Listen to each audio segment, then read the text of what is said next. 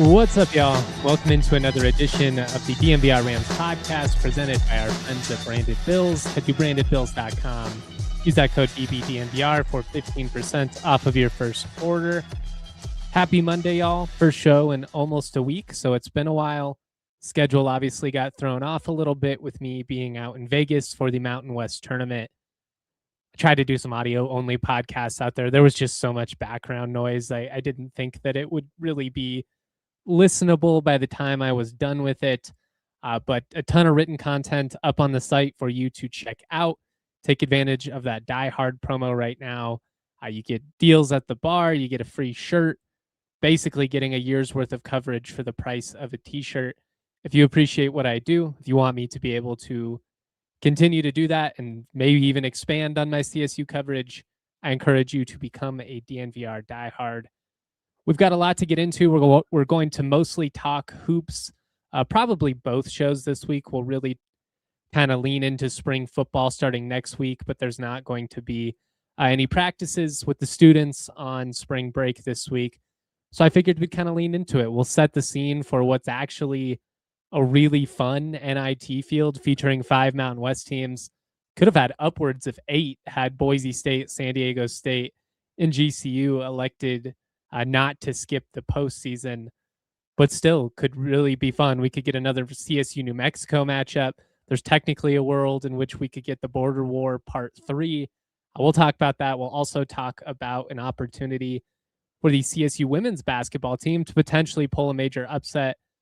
First NCAA tournament bid in a decade, which is great. Love to see them take advantage of what proved to be a favorable field for them out in Vegas. Still had to get through UNLV, but San Diego State going down, getting to play Air Force in the title game was a great opportunity for that program to get back to the big dance.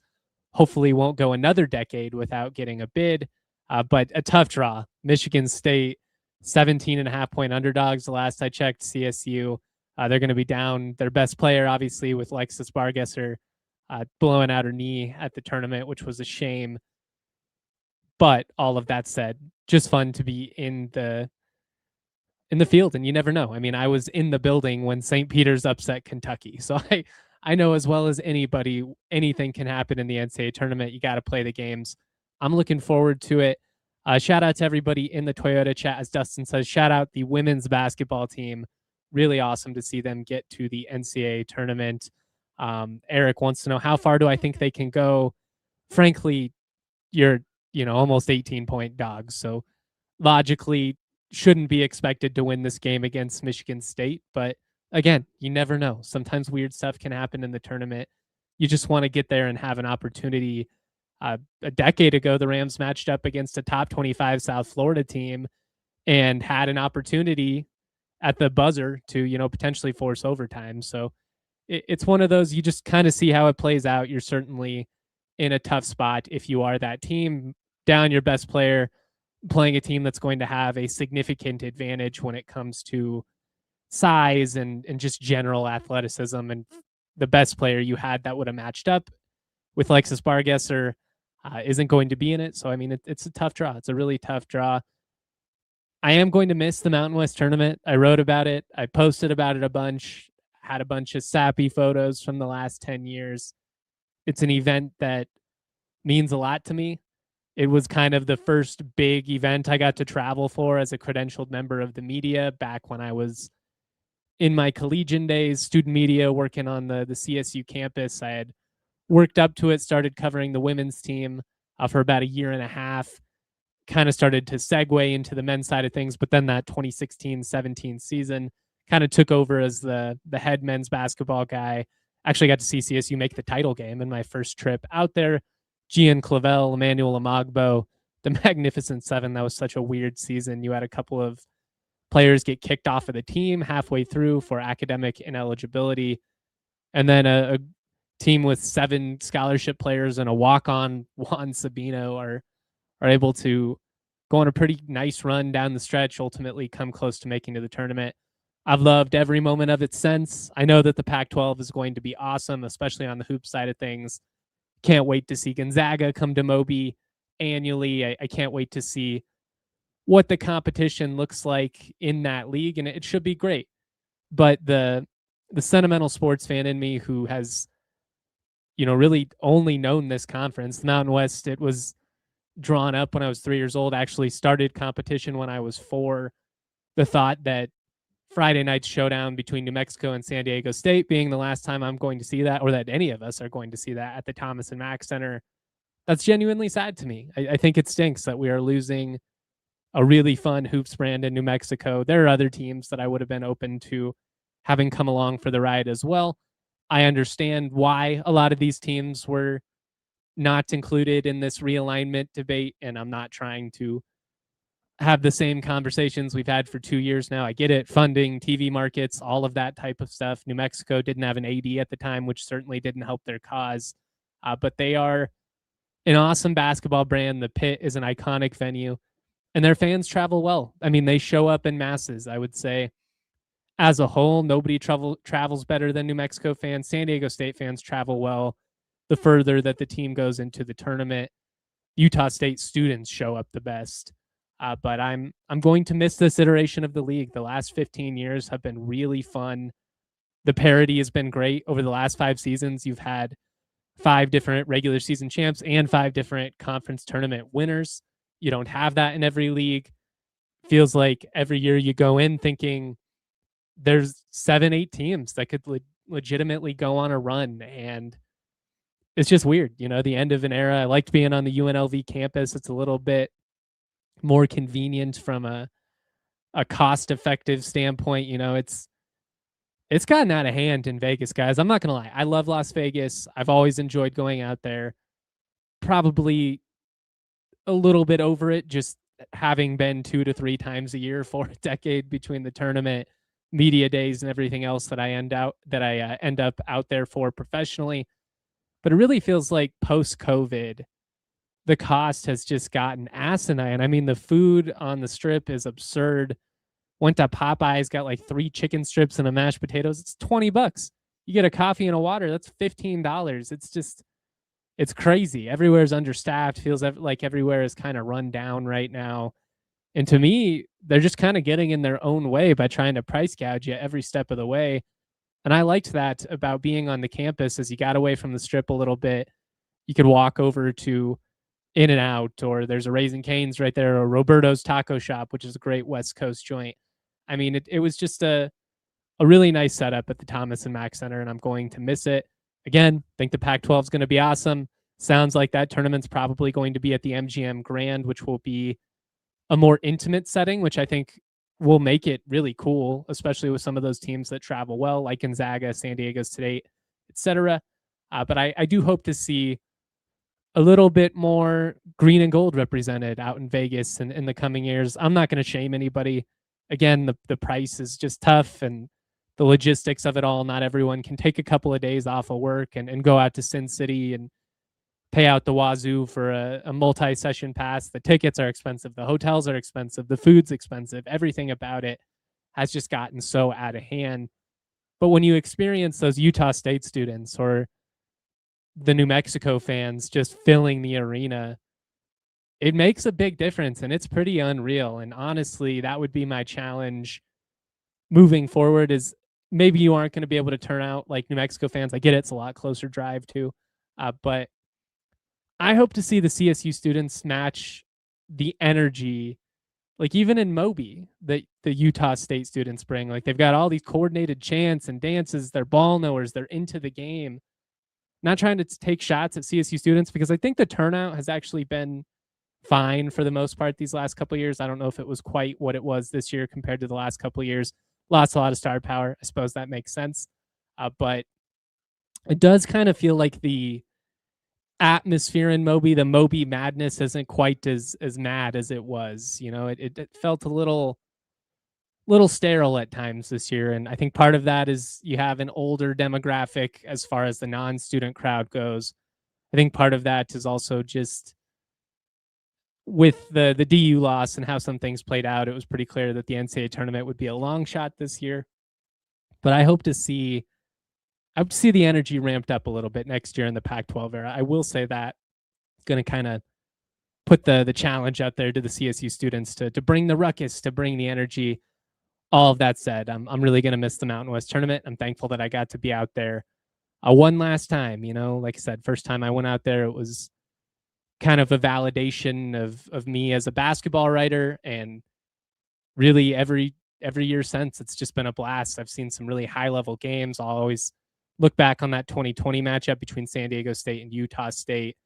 Sam Merrill leads Utah State to victory over a 30-1 San Diego State team. At the time, it's really a shame that neither of those squads got a chance to play in the NCAA tournament. Somewhere in all this junk I got back here, there's some tickets that I got. I put like a $5 bet on both Utah State and San Diego State to make a run in the NCAA tournament for that 2020 tourney that never happened. I was just trying to think back of like who are my favorite players that I was able to see in person out there over the years. And just off the top of my head, like think of the lineup you could make just in the last 15 years. So we're not even including, TCU, BYU and Jimmer, Andrew Bogut in Utah. There was always a ton of talent in this conference. But I mean, a starting five of, if you put Isaiah at the point, Sam Merrill at the 2 guard, I know he was technically a point guard in college. I think you would optimize him as a shooting guard here. You could put Neek at the 3, Larry Nance Jr. or David Roddy at the 4, Niemus Keita at the 5, off the bench, depending on if you played Nance or not. You got Roddy, JT Toppin, Malachi Flynn, Josh Adams, Donovan Dent, Graham Ike. I mean, the talent that has come through this conference in the last decade plus is insane. And while maybe the league wasn't quite up to its standard this year, at least compared to the last couple of seasons, back-to-back years with, 4+ bids, you get 6 one year. I still feel like the Mountain West got a raw deal with only one team in the NCAA tournament this year. It's not shocking, so I'm not going to come on here and go full East Coast radio rant or anything like that. They got absolutely screwed or something like that. I think they got a raw deal. I think there's some circumstances you can look at logically that hurt their cause. The easiest being that neither San Diego State or New Mexico, despite from an eye test looking like NCAA tournament teams in that game Friday night, neither of them helped their cause down the stretch. I mean, San Diego State went 2-4 over the final 6. New Mexico just went 3-3. You can make an argument that CSU debatably cost both those teams a chance at the tourney. There are other losses too, obviously. But I do think if you watched both those teams in action, if you watched the league this year, without a doubt, it was deserving of at least one at-large selection. And the Mountain West, with an average net of 113, that's the highest average net of any league to not receive an at-large bid since they implemented the process. So you have a legitimate gripe if you are Gloria Navarez, if you are a Mountain West Hoops fan. That said, win a couple of more games down the stretch, you probably help your cause there. If you're New Mexico, you look at that Utah State game as a big missed opportunity, as well as the loss to CSU at home. If you're San Diego State, you can't close like that. I felt like beating New Mexico and CSU in the Mountain West tournament should have been enough to at least get them out to Dayton. But, with the MAC being a 2-bid league, that hurt their cause. And in principle, while it probably hurt the Mountain West's chances, I'm glad Miami of Ohio made it. I know their metrics are trash. I know that they didn't really play anybody this year. But if you can't go like 31-1 and make the NCAA tournament, why even play a regular season at that point? Because you're literally saying the only thing that matters is if you win 3 or 4 games in your conference tournament. At that point, you might as well not even have a regular season. I just think the spirit of basketball, like the soul of the NCAA tournament, as I saw some phrase it, you've got to allow a path for teams like that to make the field. I mean, it's tough in any league to run the gauntlet the way that they did. And I just think in principle, you've got to get them in. We'll continue to talk about that. We'll set the scene for the NIT. A lot more to get into. If you're watching live on YouTube, hit us with the thumbs up. If you've got questions, comments, etc., throw them my way in the Toyota chat. I'll do my best to answer all of them. Let's take a quick breather real quick and shout out a couple of partners. Trucks have always been a part of Toyota's DNA. For generations, Toyota has built durable legends destined for greatness and perfect for Colorado. Whether you're conquering off-road trails, whether you're hauling the weight of the world, there's a Toyota truck that's just right for you. Check out the Tacoma. Check out the Land Cruiser. Toyota offers 17 models with available all-wheel drive or four-wheel drive, like the Epic 4Runner. They also offer more low and zero-emission vehicles combined than any other automaker to give customers numerous choices to reduce their carbon footprint. 16 different hybrid vehicles to choose from, like the Tundra iForce Max hybrid truck. Not to be outdone, though, Toyota SUVs take command on the road and on the trail, so you can explore the road less traveled without sacrificing smooth city rides in SUVs like the RAV4 and the Grand Highlander. Toyota is really the perfect vehicle for Colorado living because you can zoop around the metro area and not have to worry about, gas mileage. You can have the durability and dependability of all-wheel drive when you're in those weather scenarios. Haven't had a ton of snow of late, but it comes in clutch. Toyota is a proud partner of CSU Athletics and the official vehicle of DNVR. Toyota, let's go places. I also want to talk to you guys about branded bills. If you are looking to take your brand to the next level, look no further than the friends at Branded Bills. Whether you need snapbacks, truckers, fitteds, beanies, tees, you name it, Branded Bills has you covered with performance and style. Got a couple on the set there. I've seen more and more Ram fans in the stands rocking them, which I love. If you're looking for gear to make your brand stand apart from the crowd, Branded Bills has you covered with the best custom headwear. We've actually used Branded Bills throughout the ALLCITY network, as well as right here at DNVR. Start your order. Their dedicated team will help you create the exact custom apparel that you need. And they've got a partnership with CSU as part of their on-campus collection. Head to brandedbills.com. Use that code BBDNVR for 15% off of your first order. All right, kind of going back to the Mountain West being a one-bid conversation.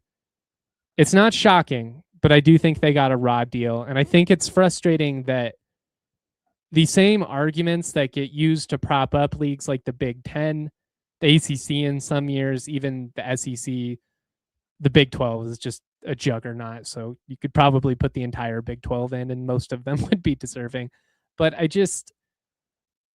I get so annoyed that the same arguments that get used to prop up teams like Auburn, and I'm glad they didn't make the field for the record, get used to then hurt the Mountain West. Parity's a good thing until it isn't, right? Like, in some sense, you'd almost be better off having a Gonzaga type team that just really boosts your metrics and hope that, everybody else is just kind of able to survive the process. I feel like San Diego State and New Mexico are at-large teams to me. You watch those teams play, they certainly competitively would be able to hang. Metrics-wise, they're right there in the mix. But the league didn't get the respect that I thought it would. And it's quite surprising to me, considering the league hasn't been a one-bid conference since 2017. I've averaged about 3 over that time.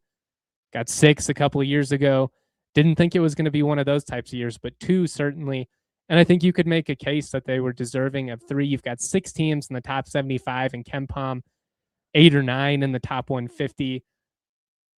I just think the recency bias really hurts some of those teams down the stretch. What have you done for me lately? Feels like historically the selection committee doesn't put a ton of emphasis on the conference tournament, although maybe based on how some of those seedings played out, factored it in a little bit more this year compared to some of the others. But when you go 3-3 and 2-4 respectively down the stretch, even if you've got 6 teams in the top 75, even if you have an average net of 113, it just kind of felt like at the most important time, the teams that were on the bubble for the league didn't put their best foot forward. They didn't do a ton to boost their resume. I certainly thought that at least 2 would get in. Felt like a play-in game for me between San Diego State and New Mexico on Friday night. But it is what it is. Like I said, I'm at least happy Miami of Ohio made it. If they left them out too, I would have been furious because that would have just been mid-major erasure. There's still some of that regardless, and there's always going to be in these conversations. But a bummer and a real disrespect I felt to Utah State that they only got a 9 seed. Being a devil's advocate or whatever, you could argue that the non-conference slate wasn't super great for Utah State, but to be both the regular season champ and the conference tournament champ in a league that has 6 teams in the top 75 in KenPom, very clearly they've stacked some nice wins over the course of the year. I guess you could point to getting swept by UNLV as a justification for not having them higher, but I thought they were deserving of a 6 seed. I thought they would get a 7 or an 8. And when they got a 9, I just thought to myself, that is not good for the league. It was like a couple of years ago when CSU went to Dayton and they sent that Boise team to Dayton that nobody expected. You knew you were not in a great spot. Fortunately, the Rams still ended up being the last team in. They got that win in Dayton over Tony Bennett and Virginia. But as soon as Utah State got a 9 seed, I knew that it was a bad sign for the chances of being a multi-bid league. And I think you can make an argument that San Diego State, to some extent, even if they didn't help their resume down the stretch in the conference slate, were kind of penalized for playing a tough non-conference slate. Like they played some really good teams in November and in December and didn't win them. I know the Troy loss in double or triple overtime or whatever it wasn't great. It's a Q3 loss, but that's an NCAA tournament team too. It just feels like it's a little inconsistent and erratic in terms of what the selection committee prioritizes and the arguments that are used to prop up certain high majors versus keep down certain mid majors. And obviously I'm biased. I love this league. I watch it night in and night out. I don't think a lot of these people on the selection committee are staying up till 2 a.m. to watch New Mexico and San Diego State, battle it out in the conference tournament. It is what it is. But I personally feel like even if it wasn't shocking, the fact that the Mountain West is a 1-bid league is wrong. It's just too good top to bottom. I know the parity kind of cannibalized some things this year. But when you look at the metrics, I mean, average net of 113, again, that's the highest of any league to not receive a single at-large bid since they implemented the process. 8 teams or whatever it is in the top 150 in KenPom, 6 in the top 75. Very clearly, that's a good basketball league. Maybe it wasn't what it was a couple of years ago. It's not a 6-bid league, but it's a 2-bid league at worst. And that's a bummer. So it's a bummer to see what's been a really fun chapter of history with this basketball conference over the last 15 years. And like this, especially after feeling like finally the conference had bucked some of those narratives that the Mountain West chokes in the clutch or doesn't show up in March. I mean, we're 3 years removed from San Diego State making the national title game. CSU is a missed travel call away from playing for a Sweet 16 last year. We've seen teams show out, and I know there was like a half-decade stretch where they just did not perform very well. I think a lot of that lacks context. What kind of seeds are you getting? What type of matchups are you getting? What type of travel advantages or disadvantages are you getting? There's a lot that goes into that, but that's not how narratives work, right? It's far easier to just say, look, they've lost 6 straight games. The league sucks. Never mind the fact that a lot of those teams were underseeded, got bad matchups against, high majors and whatnot. It's whatever's convenient to fit your narrative. And I guess there's probably some of that with me too, right? Because I'm a Mountain West defender. So I'm going to look for the arguments that help the case of the league. That's how I feel. I love it. And I'm going to miss it. So just kind of wanted to give some thoughts on all that before we set the scene for the NIT. I talked a little bit about CSU and how they fared in the Mountain West tournament. And then at the end, we'll talk about the women's team and a big opportunity against Michigan State Friday night. Dustin says, unfortunately, historically, Mountain West teams have looked rough over the years in the tournament, aside from San Diego State or a few years back, who else has made decent runs. I mean, CSU has won 2 games in their last 2 trips. They should have called that travel on Derek Queen. If they do, you're playing for a Sweet 16. We've seen teams like New Mexico and Utah State hang well. But yeah, there have been years where the league hasn't done a ton to help its perception. And being fair, that's when you've got to show up, right? Like you've got to deliver in those situations. A lot like you could say, when Boise State made the playoff, like you want to see them win a game because that validates their inclusion. And the more that you have success in the postseason, like San Diego State did 3 years ago, like CSU did last year and like you're going to have in the future with Gonzaga. Hopefully that's a situation where it only kind of helps the reputation of everybody across the board, right? Like now you're getting associated with the Gonzagas of the world. Maybe we don't have to hear those narratives quite as frequently in the Pac-12 era. Transitioning into kind of how CSU looked out at the Mountain West tournament, I thought it was a bummer that they didn't make the semis. Honestly, I was more nervous about CSU getting out of night one against a weird matchup against Fresno State than I was about CSU beating San Diego State. The vibes with the Aztecs weren't great down the stretch.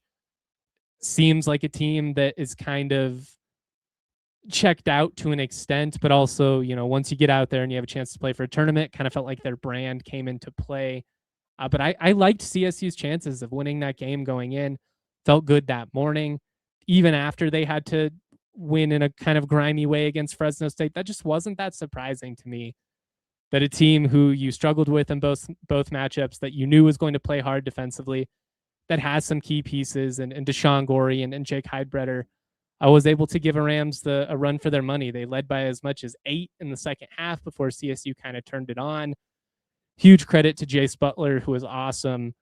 Definitely CSU's most consistent player in the Mountain West tournament.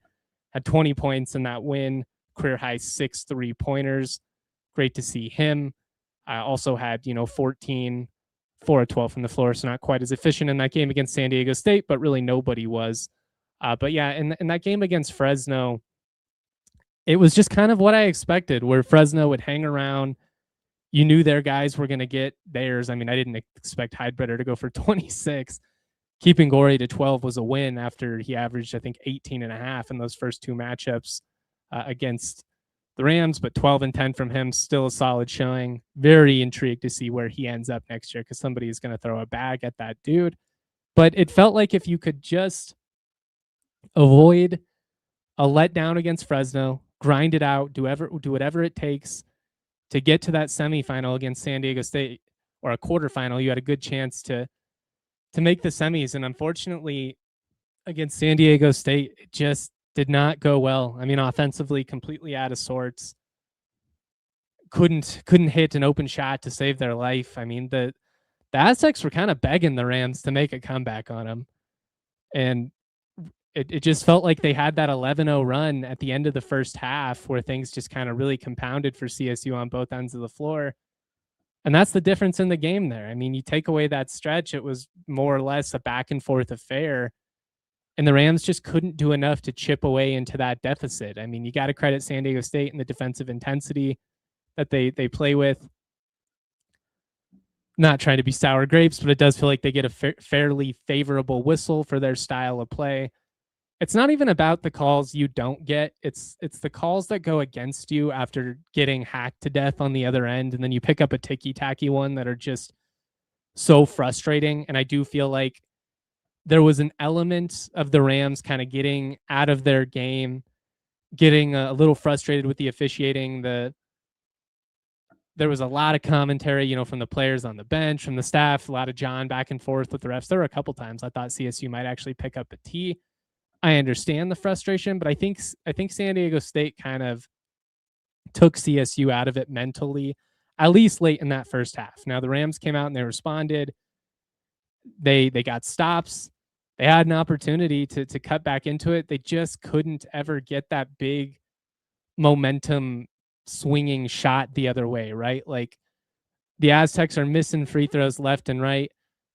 Basically just went to the hack-a-shack method on their entire team too, because it wasn't like it was just one dude. They went 22 of 42 at the free throw line.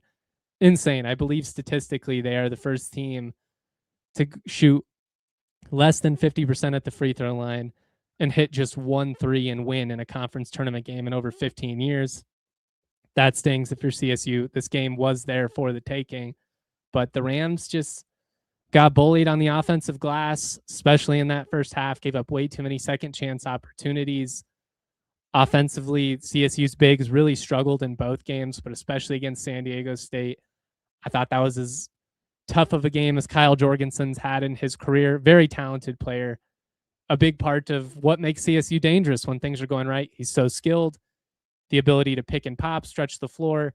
Like, the Rams need him. You see some dumb tweets online about, oh, hit the portal. Like, that kind of stuff is gross. He had a rough showing. He was not the same guy post injury. You hope that, with an off season, he can figure it out next year. But with Jorgensen struggling, you needed somebody like Bemba to pick up the slack. And unfortunately, Bemba 0 of 4 from the field, only played 11 minutes, came in and immediately picked up a pair of personal fouls, just didn't get what you needed out of your front court, on top of also struggling to shoot the ball, struggling to rebound the ball. I mean, that's going to compound on you. That's not a winning recipe for success when you're, let's see, what were they in the paint? Minus 34, I think. Yeah, minus 34 in the paint. Actually, only minus 7 in second chance points, because CSU did a decent job of creating some themselves, as well as points off of turnovers. You isolate a couple of those stats, they actually look pretty decent for CSU. 21 points off of turnovers. If you would have told me nothing but that before the game, and that you got 16 out of Rechsteiner, you had a couple of double-digit scores, I honestly would have thought the Rams won the game. But if you isolate, the offensive rebounds, especially in that first half, the missed open threes, there were so many that were good. They were open. They were in rhythm. Even after, San Diego State's like missing all those free throws, you have an opportunity in transition a couple of times where just felt like, man, if you could get one of those swings where you hit 2 or 3 threes in 90 seconds on top of them turning the ball over a little bit and missing free throws, all of a sudden it could have been like a 2-point game. They just couldn't ever get over that hump. And unfortunately, you lose a really frustrating game strategically, although it was not a very fun viewing product. I love that CSU went to the Hack-a-Shack. Dare them to make free throws. If they can't hit them, keep fouling them until they finally, burn you for it. So I thought the Rams did a good job of giving themselves a chance to cut back into it. They just couldn't hit enough shots with consistency down the stretch. Just maybe ran out of gas, didn't have the legs. It is exhausting, playing against a team like San Diego State. We'll continue to talk about this in just a second. Let me shout out a couple of more partners, and we'll keep this rolling. I want to talk to you guys about the Kona Grill. Stop in at the Cherry Creek location or any of their other 22 locations across the U.S. They've got the $6 Kona bar burger. It's available all day, every day at the bar. That's a better deal than fast food these days. And I just told you, I paid $18 for some fast food in Vegas, a $6 burger at an actual sit-down restaurant. Sign me up. They've got an awesome happy hour menu, $3, $6, $9 deals available from 2 to 6 p.m. Great bites like chicken satay, ribeye meatballs. They've got crafted margaritas and amazing sushi rolls. Check out the Taste of Kona menu, which is a $39 3-course menu. It includes an app, dinner, and dessert, plus a glass of wine or bubbles. Great way to treat a significant other, maybe take a friend out as well. That's available 3 p.m. to close every day. If you're looking for a great spot for a date night, for a celebration of, a promotion or something like that, look no further than the Kona Grill. You can order online, use the code ALLCITY ALLCITY26 on the KonaGrill.com. It's good for delivery, takeout, curbside pickup, you name it. You can get buy one, get one steak burger with that code ALLCITY26. I also want to talk to you about Shady Rays. That moment when you realize you left your favorite sunglasses at the beach or on the roof of your car or in your hotel. The amount of sunglasses that I've lost at baseball fields over the years, it's astronomical. And it used to be devastating. I used to, no, they're gone forever. I don't have to worry about that anymore. Every single pair of sunglasses is backed by lost and broken replacements. Shady Rays is changing the game, folks. These sunglasses are made for real life. They're seriously good looking, polarized, durable, and not stupidly expensive. Like I said, if you lose or break them, Shady Rays will send you a brand new pair. No guilt trip, just replacements. Now I actually wear my sunglasses, in the pool when I'm wrestling with my dog, because I've got no worries, because I know they've got my back. We've teamed up with Shady Rays to bring you an exclusive offer. Head to shadyrays.com. Use that code DNVR for 35% off polarized sunglasses. Try for yourself the shades rated 5 stars by over 300,000 people. All right. I don't think at this point, given we're, multiple days already removed from the matchup, there's a ton of value in like really getting into the weeds of these two games in the Mountain West tournament. You didn't go quite as far as you would have hoped to. You also knew that realistically winning 4-4 was a tough proposition. Even getting to the championship game would have been really impressive. And had they been able to hang in that, that would have been quite the feat with the turnaround that you have to play when you're in those late night games. I mean, it's ridiculous that if you're in the late night matchup, the second semifinal for the Mountain West, you're often tipping at about 9:30 at night locally, only to then turn around and play your championship game at 3 in the afternoon the next day. Like, for all the talk that we hear about how much we care about the welfare of student athletes and what's best for them, to put them in that position, especially when you've already played multiple games in multiple days, you're asking for injury. You're asking for low quality play in your title game, which we have seen at times. Like, there have been great games over there. There's also been instances where the team very clearly just ran out of gas. And I think there was some of that with San Diego State against Utah State.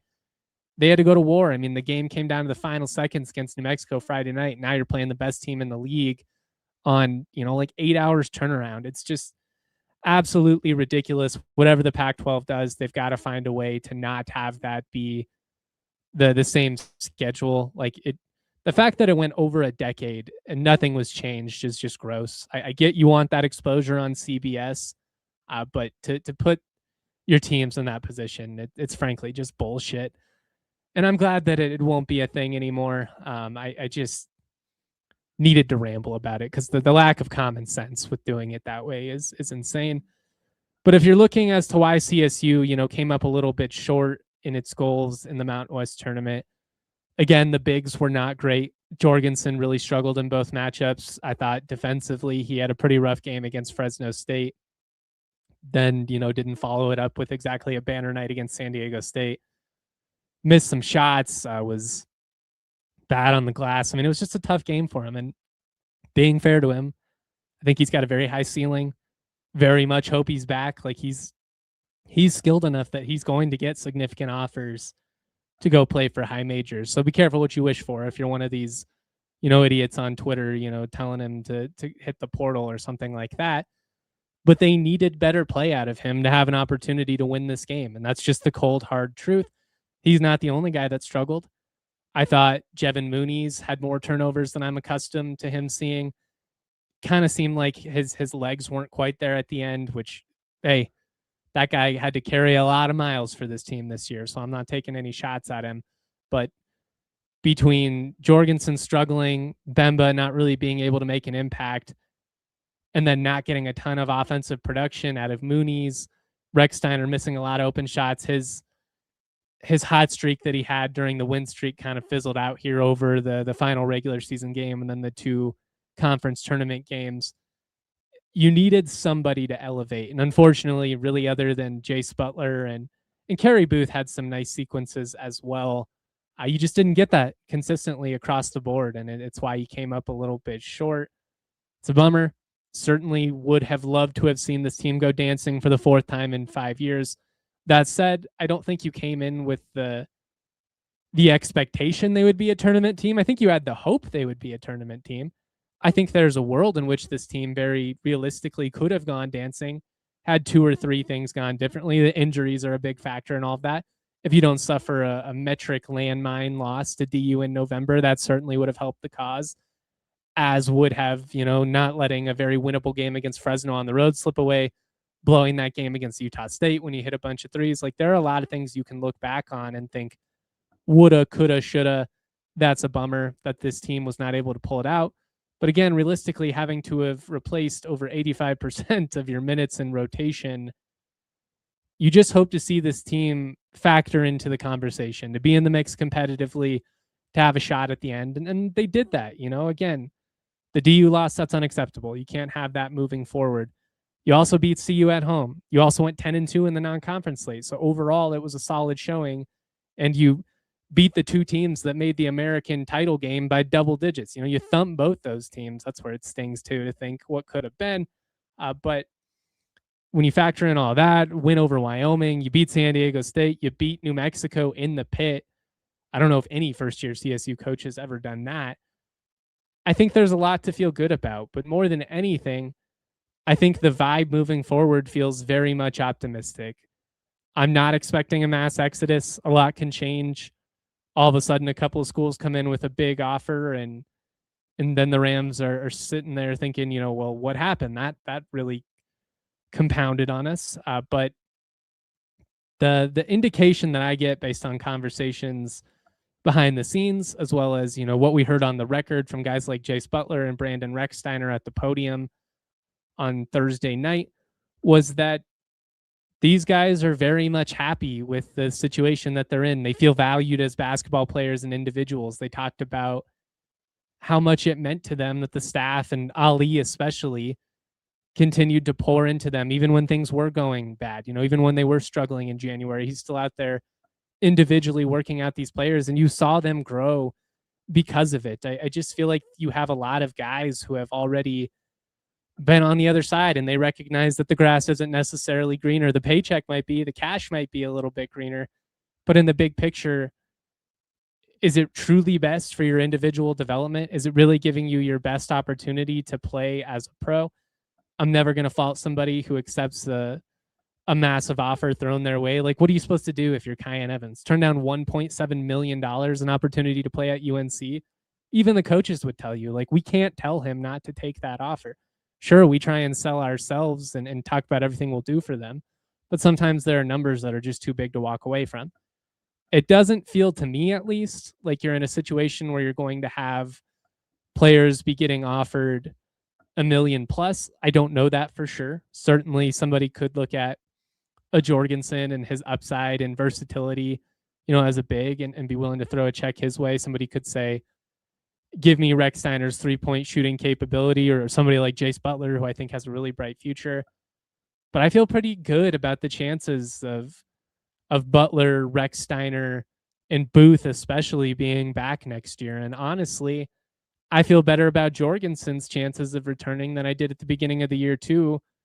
Unfortunately for him, probably because I think the stock has maybe dipped some post-injury.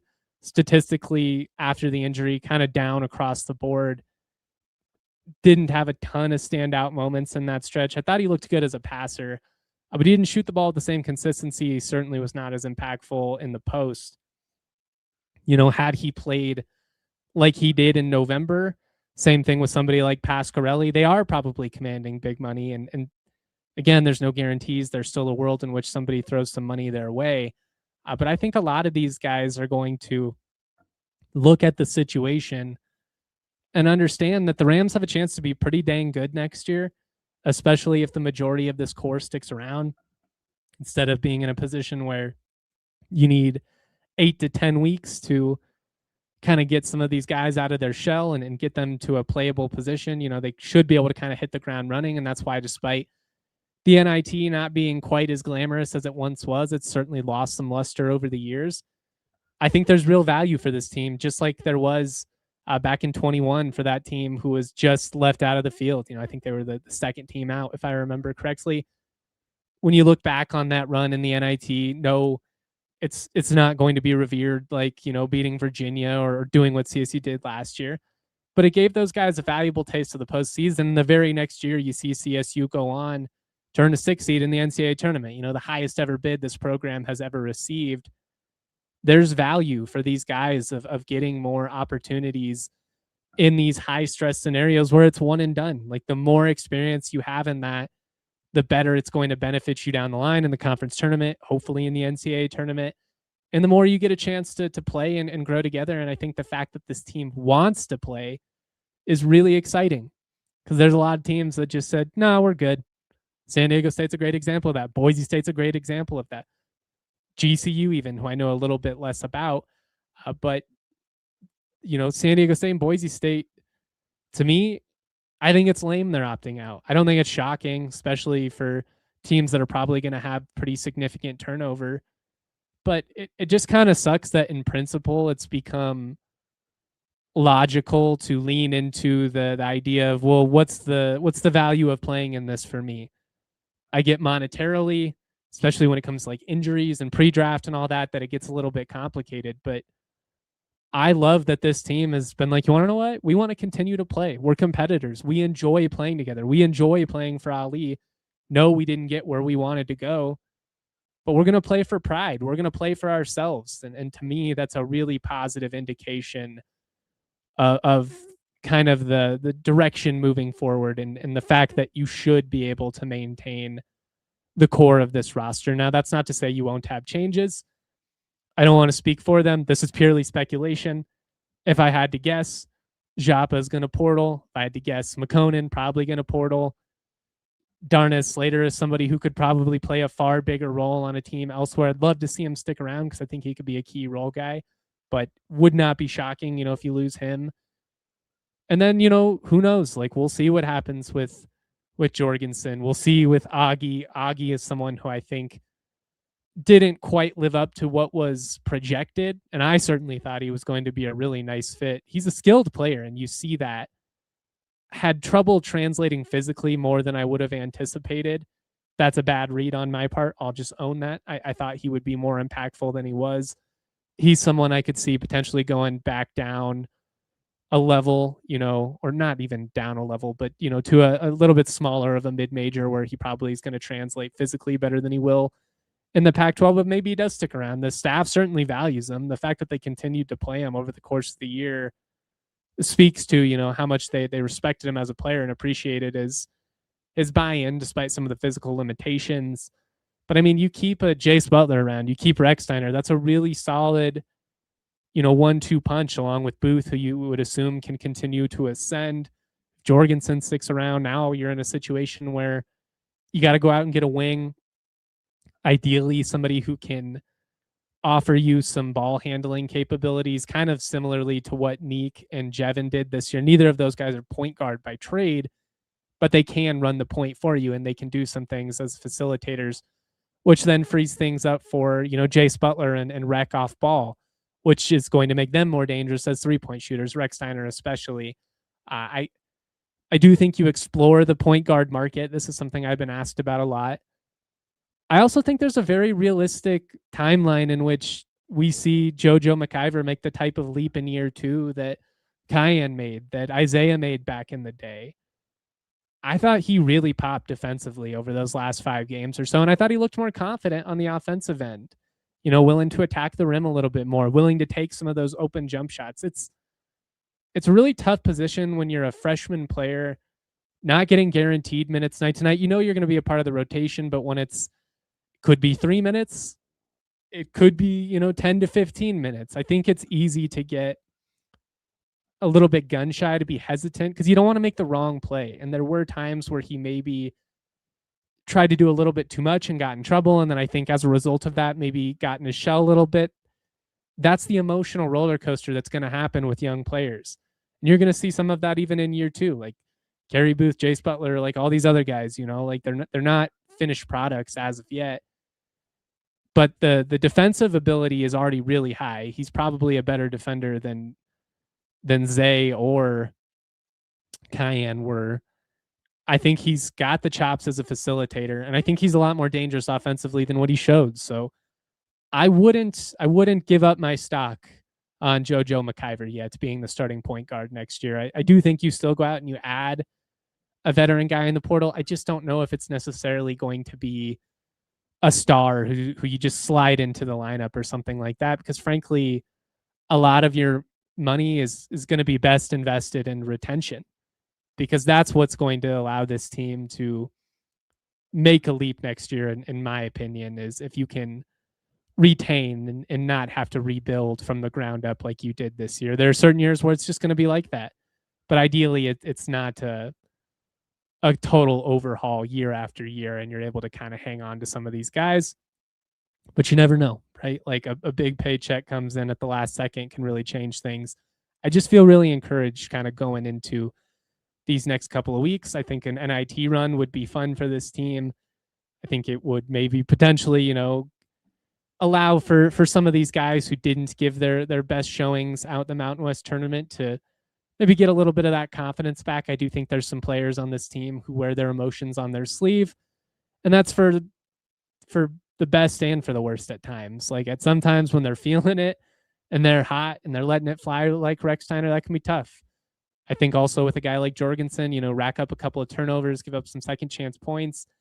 I think he can kind of take himself out of it to an extent. And while I'm very high on him as a player, I think he's great to deal with, like really not trying to dog him. I think that's kind of the next evolution of his growth is finding that consistency and finding ways to maybe not quite ride that emotional roller coaster game to game quite as drastically. But you feel good. You feel good.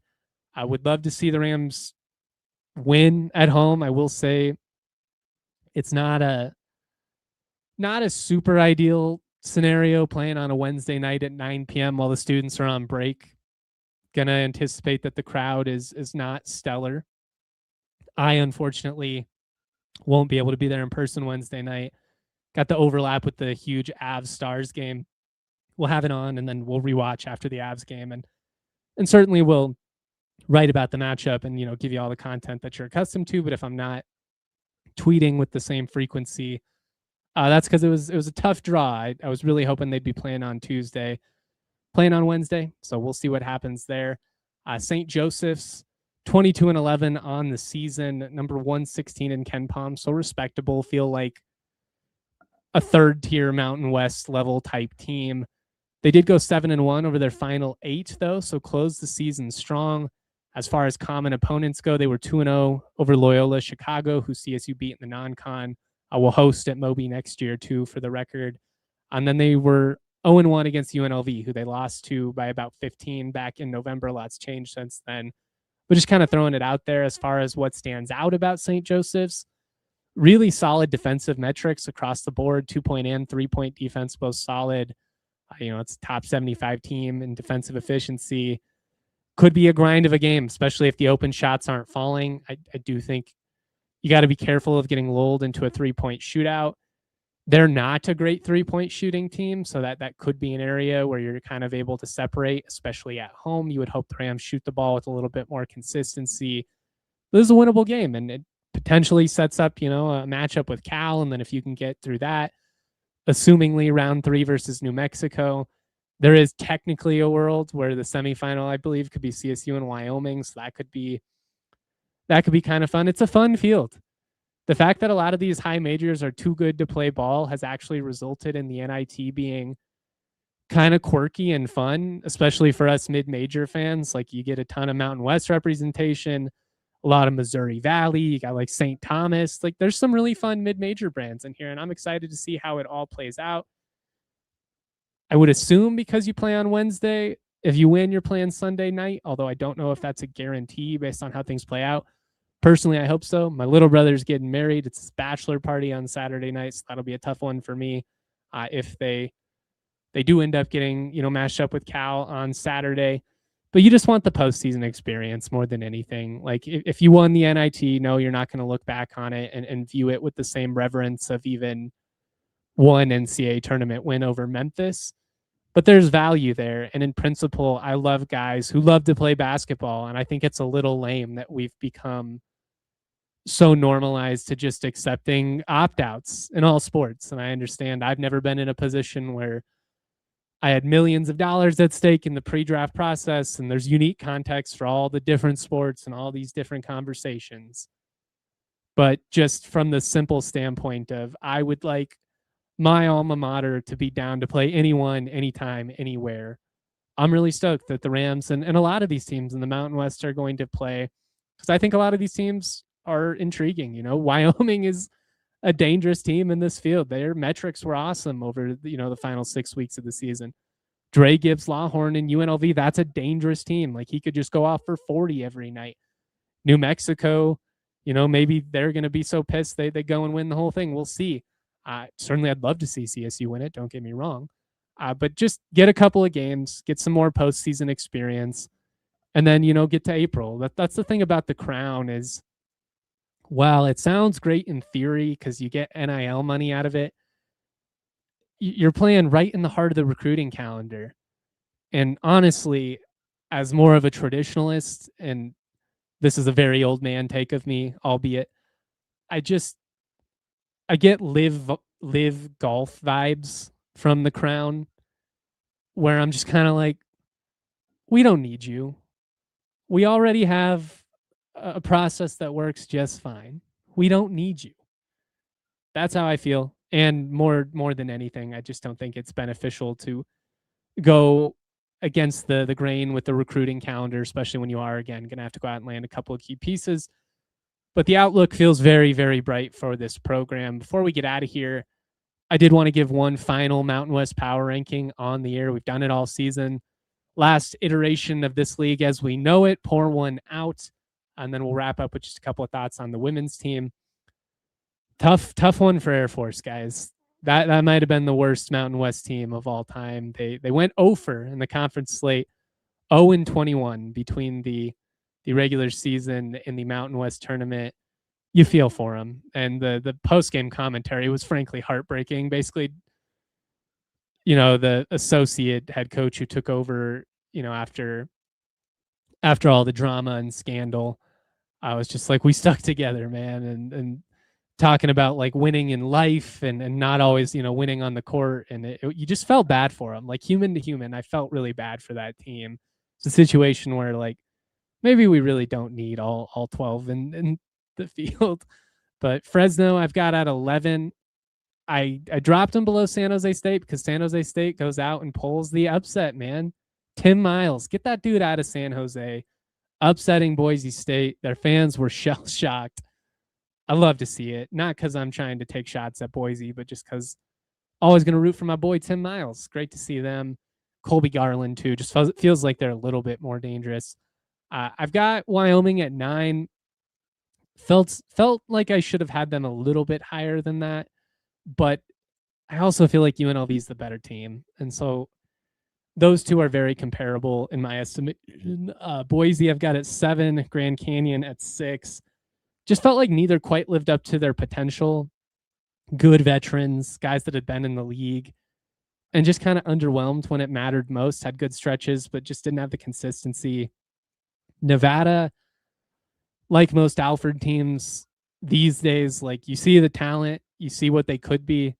Fairly underwhelming in how it all played out, but they end up making the semis, so you give them a little bit of love there. I went back and forth of whether I should put CSU 4 or 5, but I'm giving CSU the benefit of the doubt for how they closed over the final third of the season. And I genuinely feel like, factoring in the last 4 to 6 weeks, the best 4 teams were Utah State, San Diego State, New Mexico, and CSU. Now, Boise was there knocking on the door, but you can't lose to San Jose State day one and be considered a top 5 team in the league. Just can't happen. You gotta step up and win that game. I put New Mexico at 3, although if you put a knife to my back and really asked for the honest answer, I think they're a better team than San Diego State. I think San Diego State had a better case for an at-large bid. They went 2-1 against New Mexico, so I can't really argue against that, but I just think I like the construction of New Mexico's roster. They're a little bit younger, but I think if they played a 7-game series, New Mexico would win. And then Utah State obviously has to be number 1, given the fact that they won the regular season and conference tournament title. I believe first since Boise in 22 to do that. San Diego State did it in 21 as well. It's really hard in a league this good to pull that off. Deserve to be won. But a really fun year for the league, even if it didn't end quite how we would have hoped, even if you only got the 1 bid. If you watch the conference night in and night out, you know the quality of play that's in the Mountain West. And frankly, we don't need validation from the national pundits. And to me, it's like kind of how I feel about some of the niche sports I follow. Like at times we want the mainstream representation, but then when we get it, it's just like the most half-assed, disingenuine commentary. So is it really better? I think there's a debate about that. Joey in the Toyota chat says, Justin, is St. Mary's officially part of the Pac-12 Hoops Conference starting in 2026? I want to say no in 26, but I'm going to say they will be in the league by 28. That's my guess. I think they've got to get another football member before you can pull the trigger on another Olympic sports member. That's just my gut feeling. That's speculation. That's not sourced, but I do think that they will be in the equation at some point. Dustin says, young coach, young team, 20 plus wins, obviously not how you want to finish, But honestly, it was a fun season. Hope to retain players, and I'm looking forward to next season in the Pac. 100%. Couldn't have said it better myself. We are going to overtime, so the conversation continues at thednvr.com. But if you got questions here, keep them coming. I can answer a few more before we get out of here. I did also want to throw some thoughts out on the women's team, but again, we are going to overtime.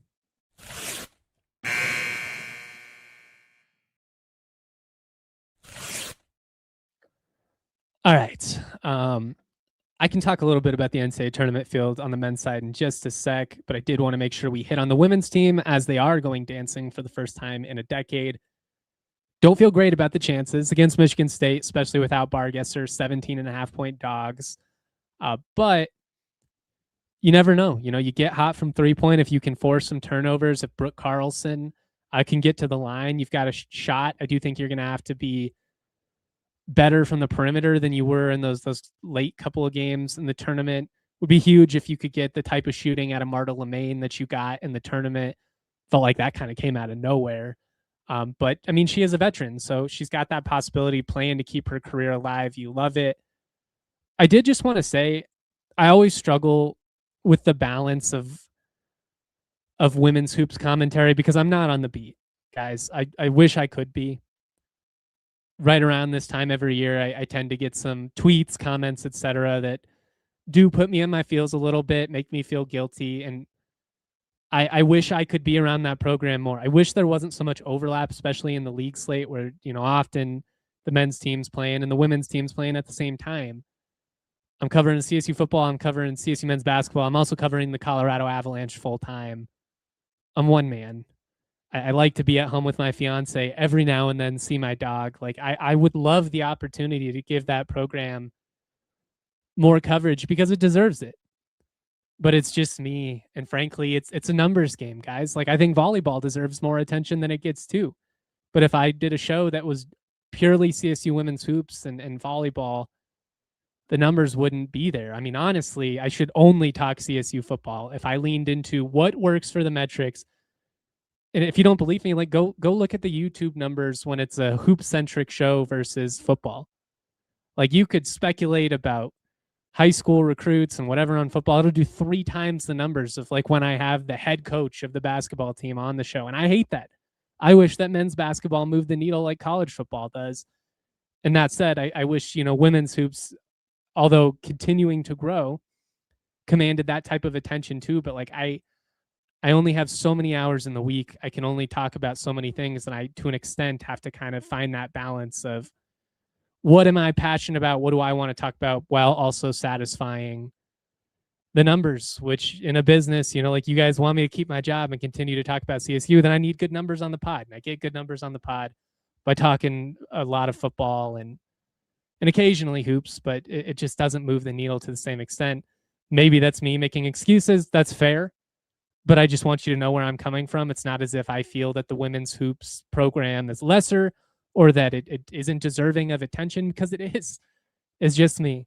Now, if there's a CSU student and student media out there that wants a platform and wants to cover the women's team for me, I ain't got any money, but I'll give you a platform. But that's why I've always felt weird about it. Like, what am I supposed to do? Try and exploit an intern or something like that? That doesn't feel great either. That's where I'm coming from, though, and it's why I do my best to give updates on the program and just kind of talk about what's happening at the moment. But I'm not an expert, and I'm not going to be an expert, so take all of my commentary with a grain of salt. This is a tough matchup. It's an exciting opportunity. It's been a long time since CSU women's basketball has been a regular in the NCAA tournament conversation. You hope to see that change in the Pac-12, which I think has a chance to be a multi-bid league. The Mountain West just isn't. But you're playing good ball. You've won 9 straight. You're getting great production across the board. As much as it stings to lose your best player, your best scorer, I did feel like we saw a situation where 4 or 5 different individuals in various points over those 3 wins were able to kind of deliver in their own way. Ronsick was really strong in that UNLV game. Carlson in the second half of all the wins was clutch. Lemaine and her 3-point shooting. You're going to need that if you're going to have a chance to compete with Michigan State. Athletically, it's just such a tough mismatch. You just, especially in the post, like you're not going to match up very well. But you never know. I'd love to see him pull off the win Friday, 5:30 against Michigan State. I'll be locked in, as I'm sure many of you will be. If you missed it, I was on with Steve Ivey and Marty Lenz this morning, so go check out that conversation as well. Dustin in the Twitter chat says, not CSU related, but who are you liking in the big dance? I've got to dive into the field a little bit more before I go on record. I like Duke this year. That's not a very fun pick, but I just feel like I like their ability to make a run. Arizona's been awesome, but I get a little hesitant back in that team. We know how they've historically kind of choked in the tournament. I'll be rooting for Gonzaga though, because good for the Pac-12, good for the brand moving forward. I like watching EK, even though it's weird to see him still playing college basketball.